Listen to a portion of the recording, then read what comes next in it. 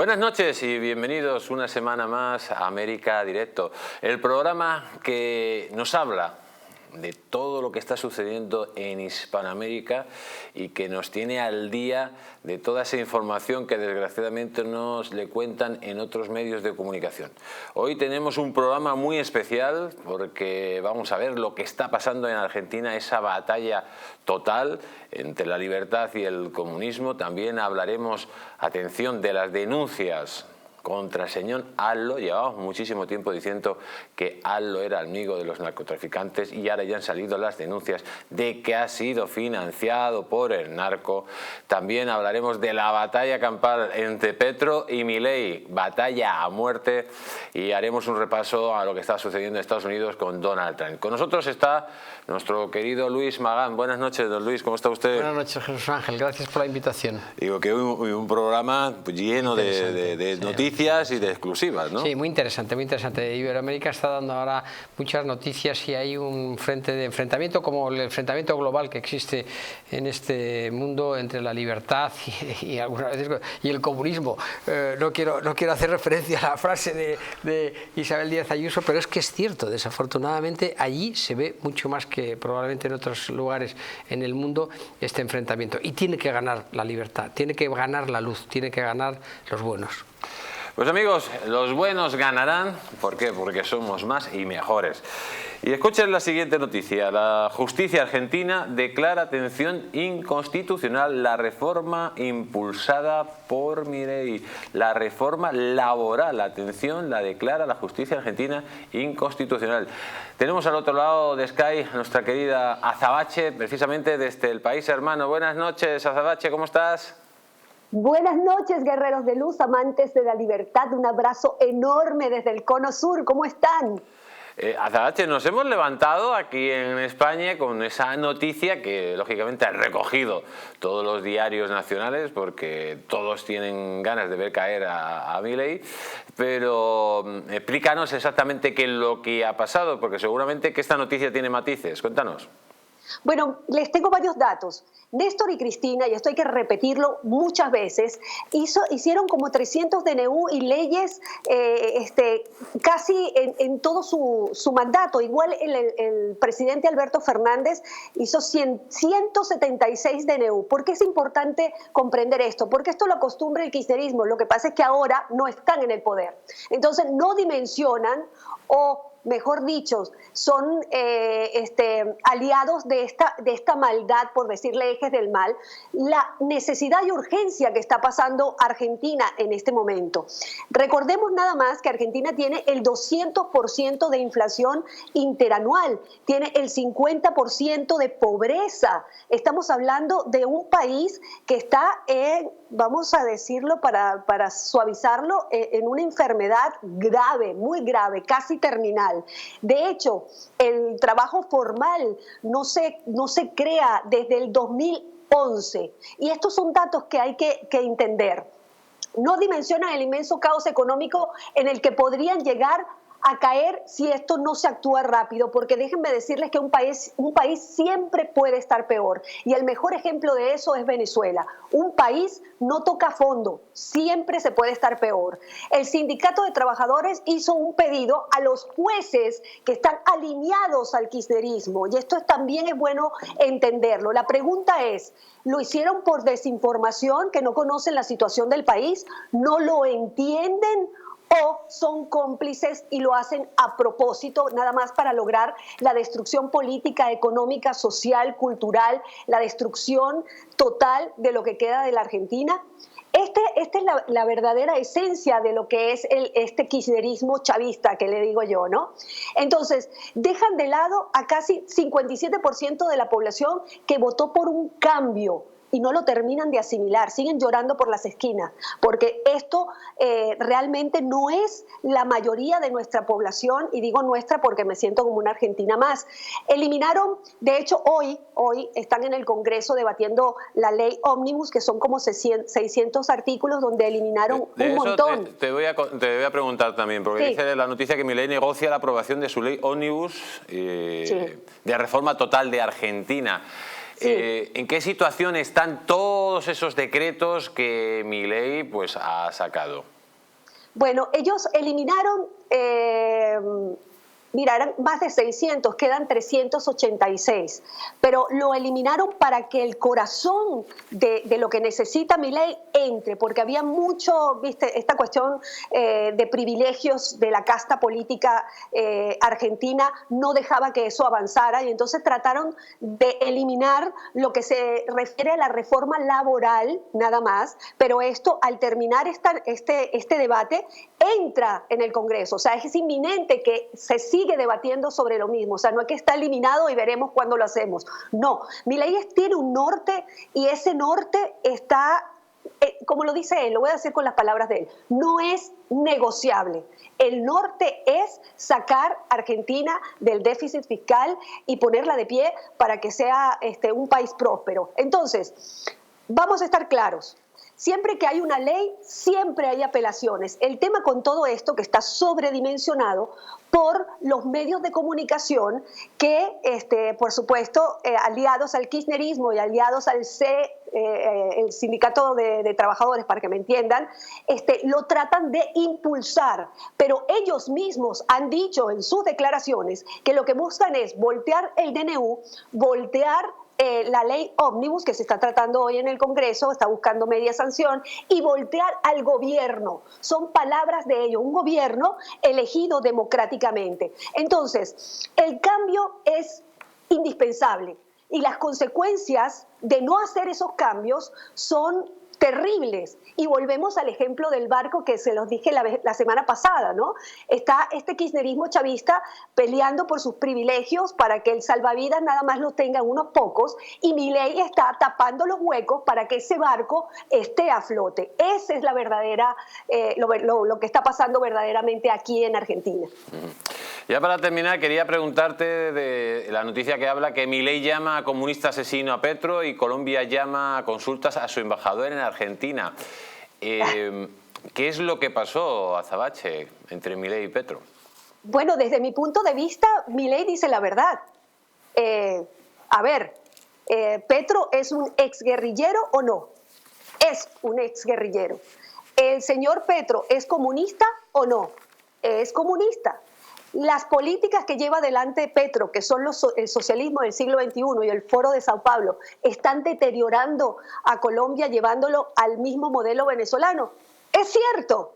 Entonces, lo que pasa es que hoy en la comunicación, y te digo una cosa, Milei no es políticamente correcto, no es un político que disfraza la verdad de cosas bonitas. Le preguntan por algo y él responde desde su punto de vista y desde su conocimiento. Y eso fue lo que dijo. Tú me preguntas qué fue Chávez y yo te voy a decir, Chávez fue un asesino golpista, porque asesinó gente y dio golpes de Estado en mi país. Dice la verdad. Ahora, que lo políticamente correcto y empiecen a atacar porque, ay, ¿cómo va a hablar así de un presidente? Yo digo, perdón, los presidentes son funcionarios públicos, una persona igual que uno. Uno no puede señalar la verdad de un presidente. ¿Quién lo mandó a ese señor a cometer crímenes? Es su culpa. Él nada más dijo la verdad. Pues Azabache, como siempre, muchísimas gracias por estar aquí en América Directo, y siempre nos despedimos con ese grito de guerra que tanto te caracteriza. Claro que sí, y me encanta que todos estén interesados en lo que pasa en Argentina, porque siento que Argentina va a ser un faro no solamente para los argentinos, sino a nivel global. Y es bueno que la gente sepa que la libertad es todo. Sin libertad no hay absolutamente nada. ¡Viva la libertad, carajo! ¡Olé! Pues viva la libertad, Azabache. Un fuerte abrazo, cuídate mucho. Como siempre, Azabache, con un análisis muy fino y con esa simpatía y alegría que le caracteriza. Señor Luis Magán, bueno, primero quiero preguntarle por la situación de Argentina, cómo intenta la ultraizquierda sabotear las medidas de Milei, y luego que hable de esas declaraciones, que lógicamente el señor Milei, como ha dicho Azabache, lo único que ha hecho es definir al señor Petro. Es un comunista asesino porque formaba parte de una guerrilla que asesinaba gente, nada más y nada menos. El M19, sí. Empezando, solamente un dato. Milei toma posesión de su cargo el 10 de diciembre del 2023. Vale. El 23 perdón, el 24 de enero del 2024 hay una huelga general.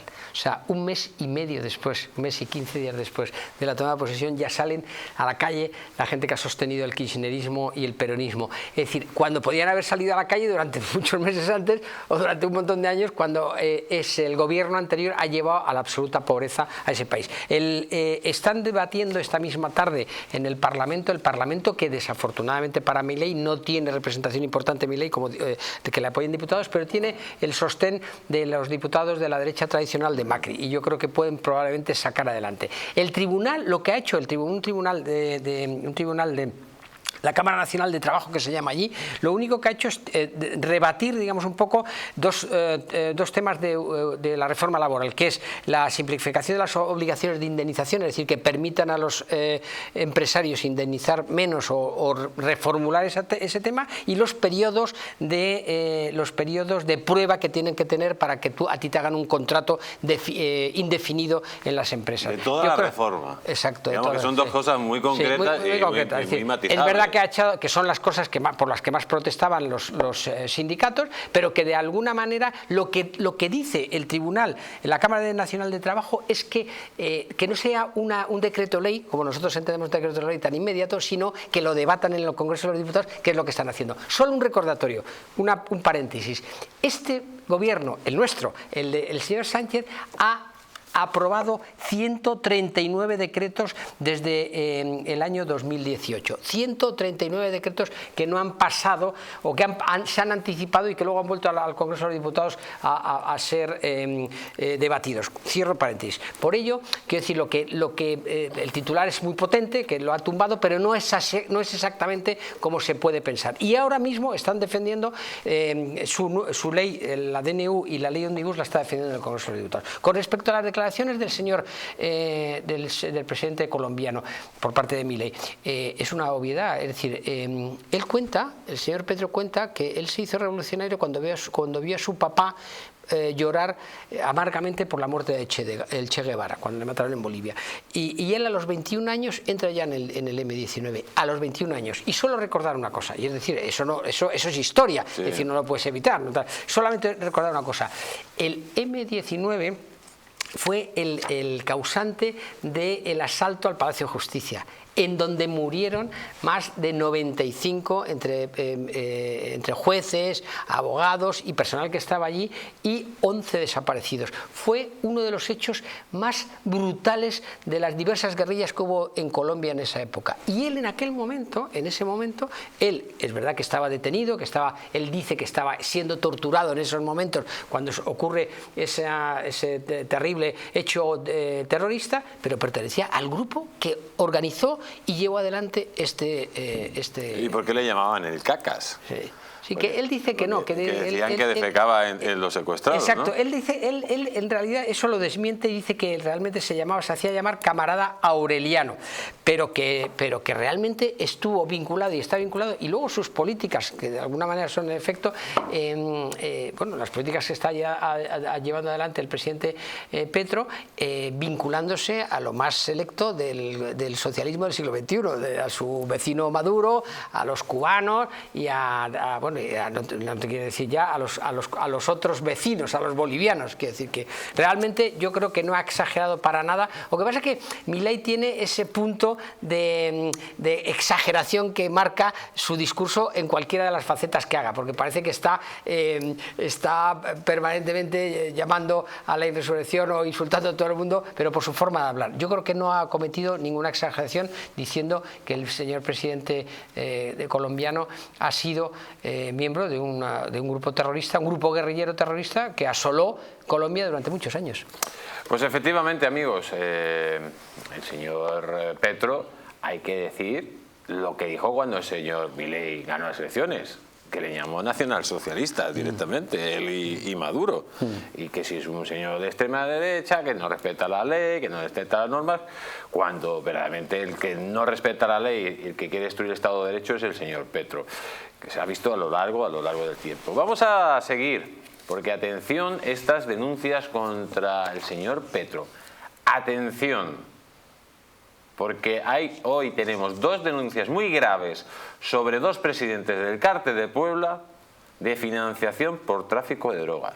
El expresidente Pastrana dice que tiene pruebas de vínculos de Petro con el narcotráfico. El presidente colombiano Gustavo Petro y el exmandatario Andrés Pastrana no lograron este martes una conciliación ante la Fiscalía por la demanda que el jefe de Estado puso por injurias y calumnias contra el político conservador después de que éste le acusara de tener vínculos con el narcotráfico. No conciliamos, dijo a los medios Pastrana, después de acudir a la cita en la Fiscalía con el presidente, donde esta mañana aseguró que iba a llevar las pruebas de esos supuestos vínculos de Petro con el narcotráfico. Pastrana aseguró que las pruebas son las publicadas por medios de comunicación a propósito de las acusaciones de irregularidades en las finanzas del hijo mayor de Petro, Nicolás Petro Burgos, quien supuestamente recibió dinero del tildado narcotráfico para la campaña presidencial de 2022, hecho que aún está en investigación. Traemos todas las pruebas, había dicho Pastrana por su parte a la periodista antes de entrar a la Fiscalía.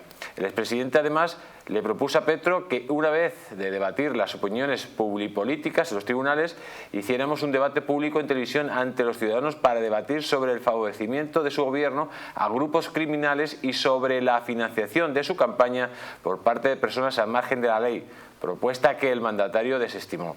Todo comenzó el año pasado cuando Pastrana, miembro del Partido Conservador y opositor del mandatario, aseguró en la red social X que la campaña y la presidencia de Petro no han sido otra cosa que la fusión del gobierno con el narcotráfico bajo el velo de una farsa denominada Paz Total, en referencia a uno de los programas banderas de la actual administración. Pues si es que, amigos, si es evidente, un tipo que hasta en una narcoguerrilla durante tantos tiempos, el comunismo en Colombia y el comunismo ahora mismo en Hispanoamérica está todo unido bajo el Cártel de Puebla. Y el Cártel de Puebla está dirigido por dos narcoestados, que son Venezuela y Cuba. Y el señor Petro pertenece a esos narcoestados. Y sobre todo, señor Magán, las declaraciones de su hijo y del embajador en Venezuela, que dijo que compraban votos con el dinero de la droga. O sea, es que señor Pastrana lo que está relatando es lo que ha dicho el embajador de Petro en Venezuela y el hijo de Petro. No, sin duda.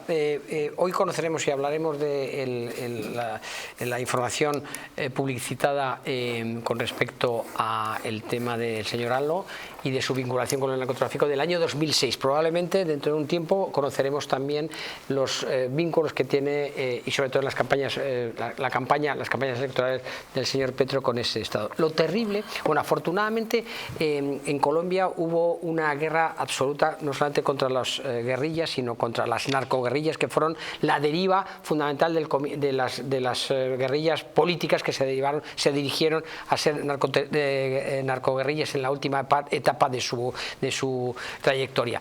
Pero esa guerra, que afortunadamente la ganó la sociedad colombiana, hizo que muchos de esos cárteles se trasladaran a México y se trasladaran a Venezuela. Hoy, desafortunadamente, Colombia es dirigida por un presidente que dice unas cosas absolutamente inauditas, es decir, que apoya, bueno, no apoya, pero que decir, no se posiciona claramente en la invasión por parte de los rusos de Ucrania, que está llamando permanentemente al Estado de Israel, está llamándole que son unos genocidas y unos terroristas a consecuencia de las intervenciones del ejército israelí para eliminar a Hamás, y luego los vínculos que tiene con lo mejor de la sociedad iberoamericana, con los vínculos, como bien decías tú, con Cuba y Venezuela, y algo que tampoco nos olvidemos, porque siempre están ahí en la oscuridad, porque no tienen tanto protagonismo como estos otros dos países, que son Nicaragua y Bolivia. Bolivia y Nicaragua son donde están. Entonces, pero afortunadamente han surgido en los últimos años, a pesar de que se perdió Brasil con Bolsonaro, han surgido países que están oponiéndose claramente a estos, y en este caso Milei está liderando de alguna manera junto con otros países, Ecuador. Exactamente, con Ecuador, Uruguay, Perú, Paraguay, hasta 10 estados, hasta 10 países iberoamericanos han denunciado ahora la inhabilitación por parte de Maduro de María Corina. Quiero decir que eso hace a lo mejor un par de años no se hubiera dado, pero afortunadamente estamos volviendo a la luz, o están volviendo a la luz esas sociedades.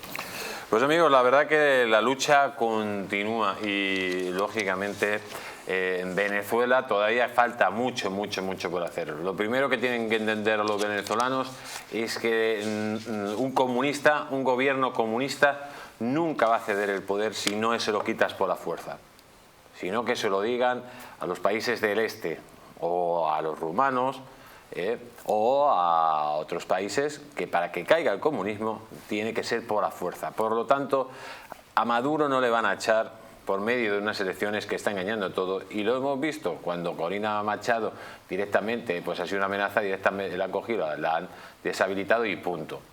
Miren la noticia que vamos a leer a la continuación. Dice: la inhabilitación de María Corina Machado amenaza la apertura internacional de Venezuela. Dice: la inhabilitación de María Corina Machado amenaza la apertura internacional de Venezuela que ha experimentado supuestamente en los últimos meses. La Casa Blanca ha dado este lunes un plazo de 2 meses para que el gobierno de Nicolás Maduro permita la participación en las elecciones presidenciales previstas para este año de los candidatos opositores eliminados en la carrera. Washington también ha revocado una de las licencias de explotación de oro firmadas después de los acuerdos alcanzados entre el chavismo y la oposición en Barbados. Esta es la respuesta de Estados Unidos a la decisión del Tribunal Superior de Justicia en la que se reiteraron los vetos a María Corina Machado, la candidata opositora ganadora de las primarias, y la aspirante presidencial Enrique Capriles. El plazo de abril está sujeto al vencimiento del paquete de decretos firmados en noviembre pasado, en los que se otorgaron licencias, como hemos dicho, a las compañías petroleras de Estados Unidos. Pues es que está claro. A Maduro solo se le va a echar de poder, a Maduro y al cártel de los soles, que es el que respalda. El cártel de los soles son esos generales, y los soles se dicen por las estrellas que lo tienen los generales. Solo se le va a tumbar, amigos, por la fuerza. Si ustedes esperan que haya unas elecciones, pues no la va a haber. Y si hay unas elecciones, señor Magán, nunca van a ser limpias. Porque, claro, Maduro, si es que sabemos a estas alturas que las únicas elecciones que ganó Chávez en su momento fueron las primeras. El resto ya fueron pucherazos a pucherazo tras pucherazo tras pucherazo, y vuelvo a dar pucherazo, incluso tanto pucherazo. Cuando perdieron las elecciones, directamente no reconocieron los resultados y continuaron gobernando. Sí, es una dictadura encubierta. Pero varios titulares que son importantes de recordar. El acuerdo de Barbados, que se firmó, como bien tú decías, a finales del año pasado, yo no me lo creí desde ningún momento, porque el régimen de Maduro y toda la tribu que le rodea no va a permitir a alguien que tiene oportunidad de devolver la esperanza al pueblo venezolano. La esperanza del pueblo venezolano, que solamente quiero decir que hasta 2023 la Plataforma Regional de Coordinación Interagencial de Refugiados y Migrantes reportó que han salido de Venezuela 7,7 millones de venezolanos, de los cuales 6,7 están en Latinoamérica y el millón han venido para Europa, muchos de ellos a Madrid, que afortunadamente a Madrid y a España, que les hemos recibido con los brazos abiertos, evidentemente porque son nuestros hermanos. Pero un país que expulsa por motivos políticos y económicos a más de 7 millones de su población es una cosa absolutamente tremenda, y Maduro no va a cambiar. Es decir, no podemos pensar que el buenismo de nuestro querido expresidente Zapatero, que va de vez en cuando allí y no sabemos qué vínculos tiene con ese régimen, va a convencer al señor Maduro para que abandone esa carrera demencial que ha llevado a uno de los países más ricos de Iberoamérica, uno de los países más ricos del mundo, a convertirlo en un estado absolutamente fallido, que tiene probablemente el segundo índice de inflación por encima, a lo mejor, por debajo un poquito de Argentina, puede ser. O sea, que no nos engañemos, lo que tú dices, es decir, no va a salir. La primera respuesta que ha tenido la inhabilitación, aparte de 10 países iberoamericanos que han denunciado ya la inhabilitación, ha sido de Estados Unidos, de Biden, que ha cancelado, a partir me parece que es del 16 de febrero, va a cancelar el levantamiento de sanciones con respecto al petróleo y el gas. No podemos permitir, hay que estar denunciando permanentemente, porque ellos cuentan con es decir, ellos utilizan el tiempo y la absoluta paciencia que tienen los comunistas para agotarlos. No podemos. La libertad hay que pelearla todos los días, y más en países como desafortunadamente nuestro queridísimo Venezuela. Pues amigos, están escuchando a nuestro querido Luis Magán. Nos vamos a ir unos instantes a publicidad, pero no se vayan, porque vamos a hablar de cómo han denunciado también que ALLO está relacionado con el narcotráfico. Y también hablaremos del ministro de Cultura de Venezuela y cómo ha atacado a un servidor. Todo eso después de publicidad. No se vayan, porque si no nadie se lo va a contar.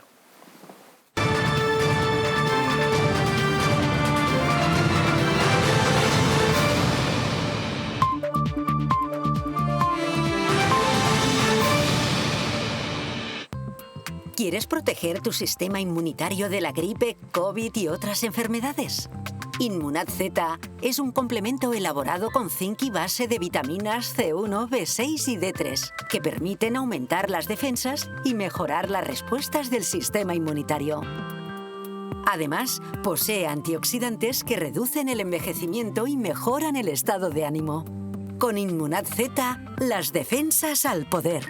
Acércate a tu tienda más cercana o visita la web naturhaus.es.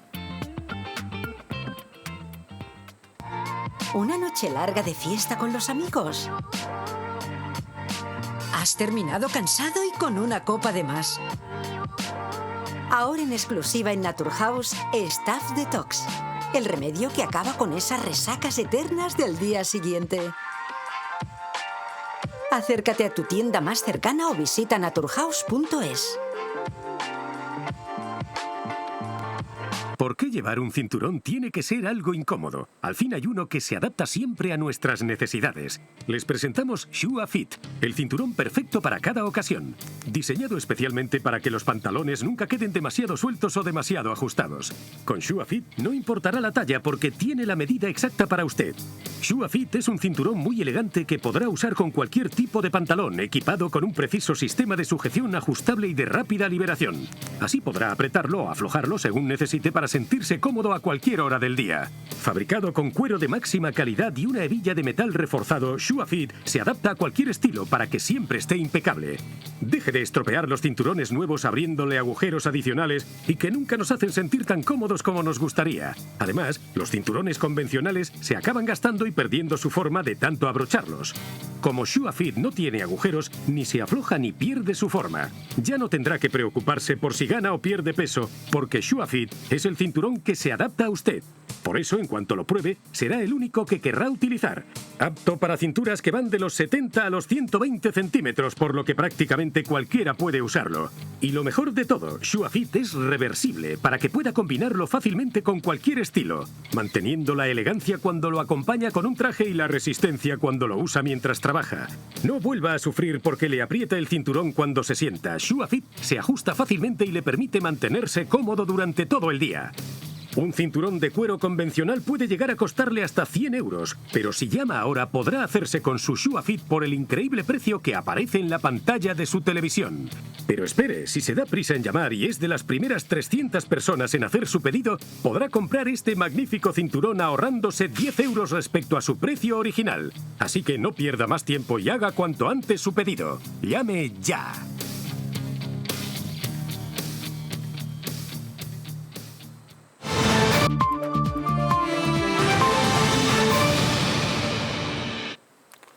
Ya hemos vuelto de publicidad y continuamos aquí en América Directo.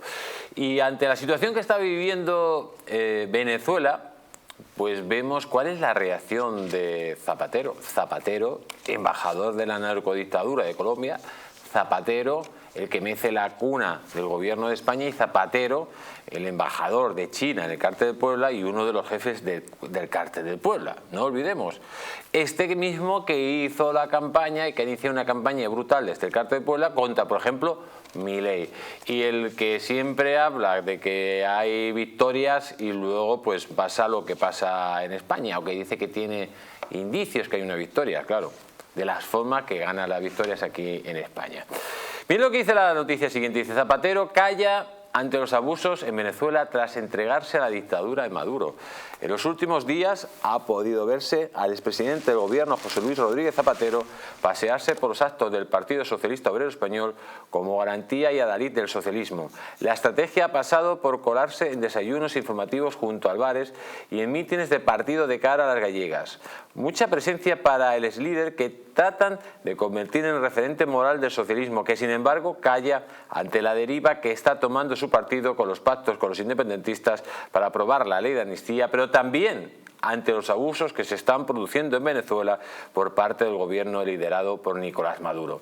Zapatero, quien conoce bien las singularidades del país venezolano, pues suele visitar y ser recibido con frecuencia por Maduro, no ha dado razones sobre las inhabilitaciones que el Supremo ha ratificado para varios opositores en el pleno año electoral. El exgobernador Pablo Pérez, los exalcaldes Daniel Ceballos y Rosa Escarano, el exdiputado Richard Mardo y el periodista Leoncis García, todos contrarios al régimen. Pero las inhabilitaciones más sonadas son las del candidato presidencial Enrique Capriles y la líder opositora María Corina Machado, quienes, como dictamina la sentencia, no podrán competir en las elecciones hasta el 2036. Machado había arrasado en unas primarias organizadas por la PUD, con atención el 92,35% de los votos el pasado 22 de octubre, mientras que Capriles, también uno de los políticos antichavistas mejor valorados, según las encuestas, fue castigado por supuestas irregularidades administrativas detectadas durante su periodo como gobernador. Machado está impedida para competir en comicios por haber sido partícipe de la trama de corrupción orquestada por el jefe del Parlamento, Juan Guaidó. Pues amigos, ahí lo tienen. Y los socialistas del siglo XXI que gobiernan aquí en España se callan la boca. ¿Por qué? Porque son lo mismo. Porque el señor Zapatero un día tendrá que pedir ser juzgado y habrá que analizar sus responsabilidades. No solo en lo que hizo aquí en España, cómo ganar las elecciones, el famoso 11M, sino cómo ha ido legitimando un régimen terrorífico como el de Venezuela, cómo ha ido creando unos estados soviéticos americanos y ha ido participando de una y otra forma por medio del cártel de Puebla en esas elecciones para, bueno, desestabilizar los países y que ganaran candidatos procomunistas. Y este señor, en su momento, fue investigado por los Estados Unidos. ¿Por qué? Porque al final tiene relación con una narcodictadura que se financia de tráfico de drogas. Sí, bueno, y de manejo de oro, por ejemplo. Habría que preguntarle también, que no sé quién abrió la puerta de Delcy, de Delcy Rodríguez aquí en el aeropuerto de Barajas, aunque la fue a buscar el señor Ábalos con sus famosas maletas que no se sabía que había que traer. Zapatero, que él se consideraba el primer presidente realmente de izquierdas, no Felipe González ni nada, sino él era el primer presidente de izquierdas que había después del comienzo de la transición. Se mueve como en su salsa con estos personajes que son terribles. Es verdad que ha hecho alguna vez algo, ha demostrado, digamos, un poco con sus vínculos, hacer en favor de la liberación del líder de la oposición también, que estuvo durante varios años en la cárcel y se lo trajo a España y alguna cosa. Pero realmente lo que tú dices, en algún momento el señor Zapatero tendrá que dar cuenta no solamente de sus vínculos con la dictadura del señor Maduro, sino de sus relaciones con la señora Kirchner, de sus relaciones con Evo Morales. Exactamente, con el presidente las boliviano. Imágenes que le vimos con un narcotraficante, como visitado los campos de coca, o sea, esas imágenes han salido. Sí.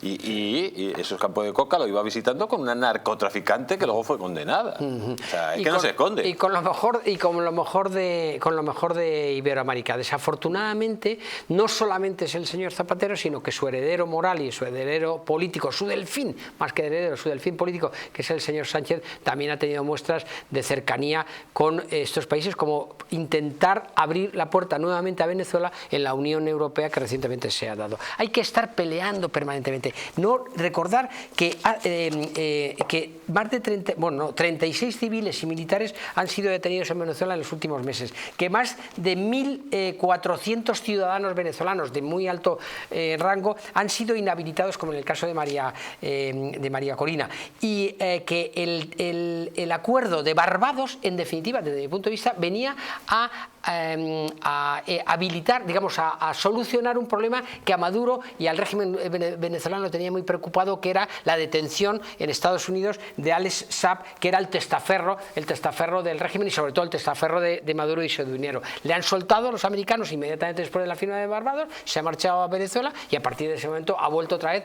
a lo que es la norma de ese régimen, que es intentar desactivar cualquier vestigio, pero no de alternativa, sino de verdad, cualquier vestigio de esperanza, es decir, de que vuelvan esos millones de venezolanos que han salido no solamente por la situación económica, sino por la situación política, y que desafortunadamente muchos de ellos, por los inconvenientes que tienen en los países donde han ido, no podrán votar. Están viviendo situaciones lamentables. Hay gente, yo tengo vínculos con Centroamérica a consecuencia de gente con la que tengo relaciones laborales allí, que me cuentan que en Guatemala y en Honduras, de paso a comenzar el trayecto andando hasta la frontera con Estados Unidos, muchísimos venezolanos, cuando antes esa emigración política y económica no existía en ese país, y a consecuencia del socialismo del siglo XXI ha sido esa debacle. Yo me di cuenta de la dimensión, y perdónenme que cuente una anécdota personal, yo me di cuenta de la dimensión de la desestructuración de ese país cuando hace años por primera vez fui una Navidad al Corte Inglés y me atendió una dependiente venezolana, que aquí no había venezolanos, aquí no venían venezolanos, venían otro tipo de iberoamericanos, pero venezolanos venían muy pocos o se instalaban muy pocos. Cuando vi una licenciada que estaba, que la habían acogido como trabajadora, como una empleada, como una vendedora del Corte Inglés, hace bastantes años, me di cuenta ya de la dimensión. Y de ahí, aquí, han salido otros muchos millones, desafortunadamente, venezolanos que viven en condiciones muy difíciles en Colombia, en Chile, en Perú, Ecuador, en Argentina. O sea, por favor, estemos batallando permanentemente por derrocar a ese régimen, que es un régimen de latrocinio y de destrozo de un país un régimen que ha sido también apoyado por ministros españoles. Quiero recordar que hasta hace poco teníamos, ahora son Más Madrid, pero más, ¿cómo se llama? Más país. Pero hasta hace poco teníamos en el gobierno al señor, gente del señor Iglesias, que apoyan directamente a este individuo. Bueno, la vicepresidenta del gobierno lloraba cuando murió Chávez directamente. Exacto. Pues vamos a continuar, amigos, y en este caso es una noticia que afecta personalmente al que les está hablando, concretamente esta que dice: critican al escritor español Jesús Ángel Rojo, que intenta justificar desmanes de la conquista de América. En este caso, pues es el ministro de Cultura de Venezuela, Ernesto Villegas, que ha escrito el siguiente tuit. Dice: frente a este Rojo me quedo con Pereira. Dice: el 12 de octubre no es un debate sobre el pasado. De su interpretación se desprenden consecuencias muy serias para el presente y el futuro de la humanidad. Por eso, desde el otro lado del Atlántico insisten en reivindicar una leyenda rosa, cuyo último capítulo es un libro de Jesús Ángel Rojo titulado Cuando éramos invencibles, al que el derechista diario La Razón le dedica generosa reseña en su edición de hoy. Allí insiste en reivindicar el mal llamado descubrimiento de América como un suceso maravilloso, el más trascendente desde el nacimiento de Jesucristo, ignorando olímpicamente el genocidio y el culticidio que supuso. Los millones de indígenas asesinados y los africanos esclavizados deberían, según dicha perspectiva, darle las gracias a los conquistadores por los crímenes, cadenas y enfermedades que les significó esta fusión. La derecha que brama con esas trampas históricas es la misma que desprecia a Simón Bolívar y a los sudacas de hoy. Desde aquí recomiendo el libro de historia del paraíso del venezolano Gustavo Pereira, donde podrás leer la otra cara de la moneda. Bueno, pues amigos, ahí le tenemos al señor Ernesto Villegas. En primer lugar, dale las gracias por leerse mi libro, que haya hecho esta crítica tan brutal. Pero claro, el señor Villegas, pues a lo mejor confunde el genocidio, ya lo hemos dicho en otra ocasión, el genocidio que han hecho los comunistas, cuyo partido él pertenece a lo largo de la historia, más de 120 millones de muertos, con el verdadero genocidio, porque España no hizo ningún genocidio en Hispanoamérica. Todo lo contrario, llevó una civilización, creó ciudades, llevó la cultura, creó universidades, hospitales, carreteras, etcétera, etcétera, etcétera. Y hizo, señor Villegas, si usted no lo sabe, pero lo puede leer en el libro, hizo directamente la mayor unión de culturas y razas de la historia de la humanidad, que es el mestizaje. Y de ese nacimiento, de esa prosperidad que permaneció España más de 300 años, pues lo que es Hispanoamérica, cuando estaba bajo el control de la corona española, se convirtió en la zona más rica del mundo. Y fue un iluminado, al que usted llama libertador, precisamente un iluminado al servicio de la pérfida Albión, el que llevó la ponzoña y destruyó Hispanoamérica junto a otros iluminados como el señor Bolívar. Por cierto, que hizo el decreto a muerte contra los españoles y los canarios, que decía que había que exterminar a esa raza maldita de españoles y canarios, cuando él precisamente venía de esa raza. Esos prototipos que son genocidas y hicieron decretos genocidas al estilo Hitler, al igual que hizo con los judíos, y la solución final, son lo que reivindica usted. Yo lo que reivindico es esa cultura que representa a 600 millones de personas, lo que es la hispanidad, y reivindico que fueron los españoles los que al llegar a Hispanoamérica hicieron leyes primero para proteger a los indígenas. El testamento de Isabel la Católica fue el primer testamento que igualaba a las personas de un país, de una zona conquistada, a los súbditos del país conquistador. Los indios tenían los mismos derechos que los castellanos. Se hizo las leyes de Burgos de 1512, que nacen los derechos humanos, a ver si se entera, señor Villegas. Pero claro, usted que como es comunista no entiende de derechos humanos. En definitiva, señor Villegas, claro que reivindico un hecho histórico fundamental de la historia de la humanidad, y lo que reivindico es la verdad, para que el comunismo que usted representa y que representa un genocidio de 120 millones de personas, pues lógicamente no triunfe, y que la gente sepa su historia para que personas como usted, como Maduro y como Chávez no lleguen al poder. Señor Magán. Bueno, que hablen de uno aunque sea mal, que hablen de uno aunque sea mal es perfecto. Yo creo que les tienes en nómina. A mí me parece que al Ministro de Cultura me parece que lo has metido en nómina aquí de distrito para que hable de tu libro. Yo no tendría que decir al señor Villegas una cosa, que se ha dirigido y han oído esa crítica tan dura que hace del magnífico libro de Jesús Ángel en un idioma que le entienden 500 millones, más de 500 millones de habitantes, y que es gracias a los españoles que cruzaron el Atlántico en aquel siglo y que descubrieron las Américas esto. Y luego el mestizaje que es algo que tenemos que avalar, apoyar y reivindicar. El mestizaje que ahora se ha vuelto aquí. Hoy venía hacia el estudio, hoy venía hacia la televisión y delante mío iba una señora, no sé de qué país, probablemente de Perú o de Ecuador, no lo sabía, rasgos claramente iberoamericanos. Y su hija, una niña pequeñita, debía tener 8 años, ella se dirigía a su hija con un acento claramente iberoamericano y su hija se dirigía a ella con el mismo rasgo físico, pero se dirigía a ella en un castellano perfecto, en un castellano de Madrid, en un castellano, en un castellano castizo. Entonces, ese mestizaje ha vuelto ahora aquí y lo hemos acogido y lo hemos integrado y lo hemos apoyado y nos están cuidando a nuestros mayores y nos están trabajando en nuestras obras y nos está, o sea, es decir, ese valor de convertir esa parte del mundo que no existía antes de nuestro descubrimiento en un imperio, ser el imperio más poderoso en aquella época y integrarlo en las leyes de aquella época fue realmente absolutamente innovador. Y solamente, y usted lo sabe porque es un estudioso de esto, compárelo con otros imperios que vinieron siglos después, un par de siglos después, como el imperio inglés o algún otro que también sufrieron en sus carnes otros pueblos. Hay que reivindicar esa parte de la historia y hay que pedir a nuestra audiencia y sobre todo a aquellos venezolanos que se han sorprendido con la crítica de Villegas que lean el libro de Jesús Ángel. Pues muchas gracias, don Luis. Vamos a continuar porque atención a esta noticia. Dice: el cártel de Sinaloa aportó millones de dólares a la campaña de AMLO en 2006, según Anabel Hernández. Señor Magán, de nuevo los narcotraficantes liados con los líderes del cártel de Puebla. De nuevo, en este caso AMLO, hay indicios de que haya sido financiado por los narcos. Y es que se ve a la hora de hacer políticas, como tiene unas políticas muy lasas, casi de amigos, precisamente con el narco en México. Bueno, Estamos hablando del 2006, ¿eh? O sea, que decir que no estamos hablando de ahora, que estamos hablando de una de las primeras campañas que hizo el señor AMLO y que recogió el dinero un personaje que le convirtió en un hombre de confianza, que era su chofer, el señor Nicolás Mollinedo.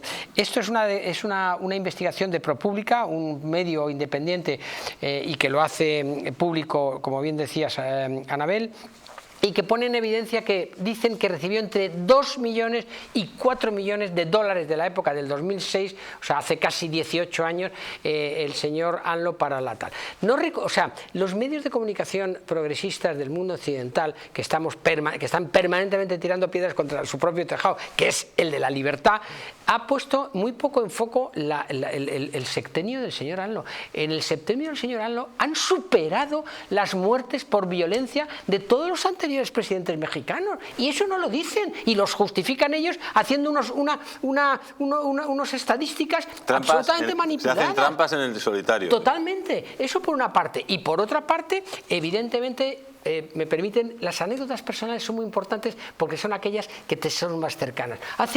Hace una semana, por un motivo profesional, yo contraté a un equipo de técnicos de cámaras, de profesionales de cámara, y uno de ellos era un chaval de 40 años de México, de Guadalajara, acababa de llegar de Guadalajara, y le pregunté cómo estaba aquello, y me dijo: Guadalajara, una de las grandes ciudades que este año tiene la Feria del Libro y que estamos invitados como país invitado a España, me dijo: cada vez se parece más, hablaba de Guadalajara, cada vez se parece más a un narcoestado.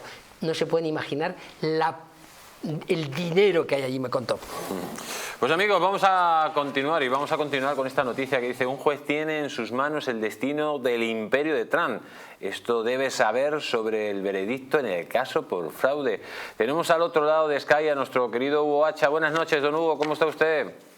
Muy buenas noches, apreciado Jesús, un placer. Cuéntenos, este juez que dice que tiene en manos el destino del imperio de Trump, ¿qué es lo que sucede? Apreciado Jesús, con todo gusto, pero si usted me permite 10 segundos, no pude evitar escuchar la referencia a su libro, que ocupa un lugar privilegiado aquí en mi biblioteca. Hay una gran diferencia entre la historia, la historiografía y la propaganda. Y aquellos que critican su libro serán aquellos que leyeron como la Biblia aquel famoso libro de Galeano, Las venas abiertas, que el propio autor en el 2014 dijo que básicamente no tenía ninguna validez. Apoyarse en la historia evita que uno cometa errores, que uno justifique situaciones como por ejemplo la Navidad Negra de Pasto en 1822 en Colombia, la guerra a muerte, y lo que es una leyenda negra que ha sido claramente una gran herramienta para la imposición de los regímenes que han empobrecido a todo este hemisferio, abusando de derechos humanos, traficando personas e involucrándose en el crimen organizado. Ahora, disculpándome... Pues muchísimas gracias por esas palabras. Es muy personal, apreciado Jesús. Voy a lo del juez. Desde el punto de vista técnico, como lo ha dicho el profesor titular de la Universidad de Siracusa en Nueva York, la situación del juez Arthur Engoron tiene pocas posibilidades de sobrevivir una apelación. Independientemente de lo que sucede el día de mañana con la sentencia, no implica, como lo trata de hacer ver Newsweek o CNN, ni el final ni el que se ponga en riesgo el imperio financiero del señor Trump. Y por cierto, es la propia Newsweek la que hace menos de 2 horas tuvo que citar el testimonio de este señor, un muy respetado profesor de leyes aquí. ¿Por qué razón? Hay 2 temas en el proceso en el cual se ha involucrado al señor Trump que claramente tiene un profundo contenido político. El primero de ellos, se argumenta de que el señor Trump habría cometido fraude debido a la evaluación que él resultó de activos y propiedades que presentó como garantías ante entidades financieras. Quien le habla tiene la bendición de haber sido en algún momento abogado corporativo y le puede decir con certeza, cosa que refrenda el profesor Germain, es que no existe ninguna entidad financiera que se apoye exclusivamente en la evaluación del cliente. Realiza su propio due diligence, su propia evaluación y entonces toma de manera colegiada, calificada, la evaluación. Segundo aspecto, la norma que se está intentando utilizar habla de la protección al público. En este caso, las entidades afectadas son entidades financieras reguladas por estatuto federal y que han dicho claramente durante el proceso que no han tenido daño financiero, porque muchas de las obligaciones sobre las cuales se está litigando hoy ya han sido pagadas, cumplidas, cubiertas en su totalidad, y las que están vigentes, vuelvo a reiterar, merecieron una calificación que satisfizo los estándares de la normativa federal y de las propias entidades, con lo cual se violan dos principios que vienen del latín: ultra vires, porque se ha actuado más allá de la atribución, y ultra petita, porque se está tratando de regular una situación que en el fondo los, entre comillas, afectados no han pedido. Vamos a continuar y quiero preguntarle por lo que dice la Junta Electoral de Illinois, que rechaza apartar a Trump de las primarias republicanas en el estado. Y señor Hacha, estamos viendo que tratan por todos los medios, en todos los estados, intentan que el señor Trump no se presente, pero no lo están consiguiendo, porque ya es la segunda junta que le dice directamente que a los que denuncian que el señor Trump puede presentarse perfectamente para las primarias, ¿no? Mire, esta es una situación que claramente está, y hay que ser pragmáticos, beneficiando al señor Trump con el electorado independiente. Quien le habla en este país es ferozmente independiente. Yo trato, por mi posición, mi responsabilidad, mi condición de director de una organización de derechos humanos, de mantenerme equidistante y equilibrado frente al debate partidario. Pero negar que en la opinión pública hay un hastío, un rechazo profundo a la instrumentalización de la justicia para limitar el derecho de un candidato, basado en hechos que son dudosos, en la mejor de las hipótesis, y que técnicamente jamás han sido definidos mediante sentencia ejecutoriada, hace parte de lo que usted está atestiguando. No creo realmente que prospere ninguna de estas iniciativas, no creo que se llegue a violar el Estatuto Federal, y conforme más puedo verificar encuestas creíbles, está claro que el presidente Biden y su intención de reelección enfrentan hoy su mala hora. Pues de nuevo, Hacha, como siempre, un placer tenerla aquí en América Directo. Que tenga usted una buena noche. Un placer, hasta siempre. Y amigos, es que Trump va lanzado, señor Magán.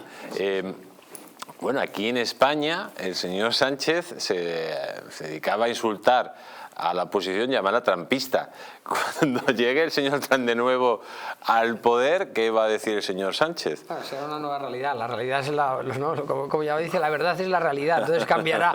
Pero no podemos evitar pensar que es verdad lo que dices tú, y nunca mejor dicho para los Estados Unidos. Donald Trump va como un tiro en esta pre-campaña, y se va a presentar contra un Biden que está en una situación delicada por su posicionamiento, afortunadamente por su buen posicionamiento a favor de Israel, porque le han votado muchos votantes musulmanes jóvenes y muchos gente de antisistemas. Veremos a ver. Yo lo único que digo es que yo no sé si el futuro de Estados Unidos puede estar en manos de un candidato que tendrá 78 años cuando se celebren las elecciones del 20 de noviembre de este año, del 24, y otro candidato, el demócrata, el señor Biden, tendrá 81 le faltarán 4 días para cumplir 82. Si tuviera 81 y estuviera en su sano juicio, pero el hombre está muy dañado ya mentalmente, el señor Biden. Pero el futuro yo no sé si es es decir, el futuro de un país no sé si tiene que estar en manos del pasado, por decirlo de alguna manera. Con todos mis respetos porque me voy acercando a esas edades, con todos mis respetos hacia esos candidatos, pero evidentemente el titular es que Trump va como un tiro, siempre le han puesto, ha sido una carrera de obstáculos permanente por parte de los medios de comunicación, por parte del establishment, por parte de las universidades americanas y tal, y le han puesto cada vez más alto los listones de esa carrera de obstáculos, los obstáculos, y los ha ido saltando. Estará en las elecciones de noviembre del 24 y probablemente con bastantes posibilidades de ganar nuevamente. Pues señor Magán, don Luis, un placer tenerle aquí en América Directo. A usted, Jesús Ángel, muchísimas gracias por su invitación. Y amigos, pues se nos acabó el tiempo, la verdad que se ha pasado el programa volado y nos tenemos que despedir de todos ustedes. Hasta la próxima semana, aquí en América Directo, con más información, la que otros no cuentan.